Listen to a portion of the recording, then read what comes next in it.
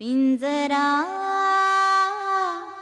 पिंजरा रे आई तुझा आपला बाबा बाबा बाबा बाबा बाबा लावले आता बाकीच्या लग्न झालेल्या पोरं का बाबा नसतोय. तात्या तसं नाही तात्या, तुम्हाला तुम्हाला कल्पना असेलच की तिथे काय झालंय. हा सगळी कल्पना आहे आम्हाला, कळलं का.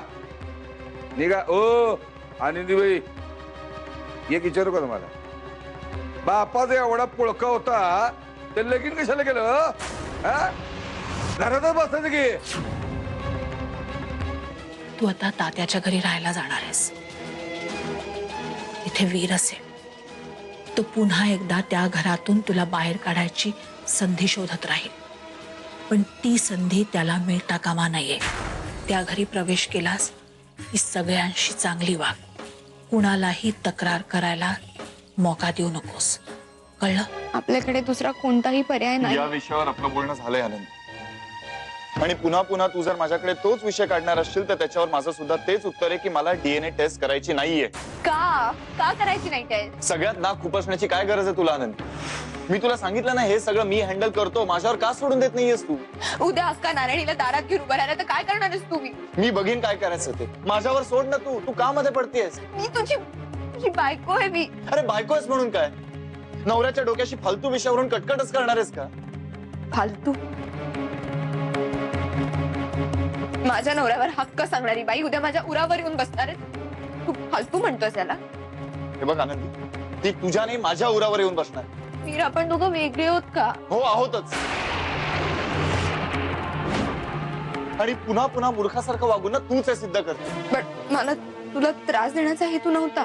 बघ आनंदी, मला तुझ्या हेतूविषयी काहीच शंका नाही, पण सतत टेस्टची भुणभुण लावून ना मला इरिटेट करतेस तू. कशाची भीती वाटते तुला. ठीक आहे, ऐकायचं तुला मला नक्की कसली भीती वाटते.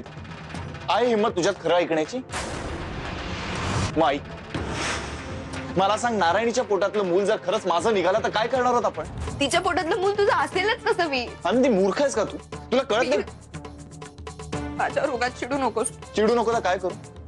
साधं समजून घेता येत नाही का मला. मी तोच प्रयत्न करते, पण तुला कळतच नाही.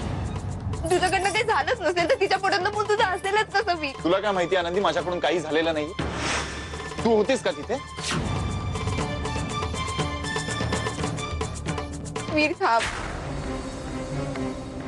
जाऊ नकोस. आय एम सॉरी आनंदी, पण या खोलीत आपण दोघं नाही थांबू शकणार, आणि तुला मी जायला सांगू शकत नाही म्हणून मी स्वतः जातो. तू थांब. मी जाते.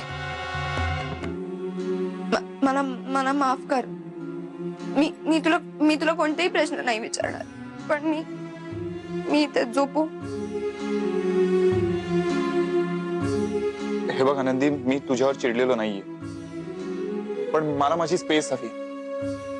आपण जर या खोलीत एकत्र थांबलो ना तर उगाच आपलं नातं डॅमेज होईल. अरे अशा छोट्या भांडणी तुटेल इतकं कमकुवत नातं आहे का आपलं. मुळात हे भांडण नाहीच आहे आनंदी. माझ्यावर काही आरोप आहेत ज्यातून मला लवकरात लवकर बाहेर पड. वीर तू यातून बाहेरच पडणारच.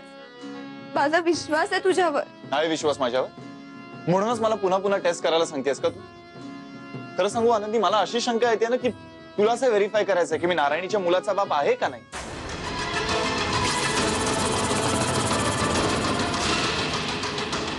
मी तुझ्यावर तू जेवढा ठेवला नसशील तेवढा विश्वास ठेवला.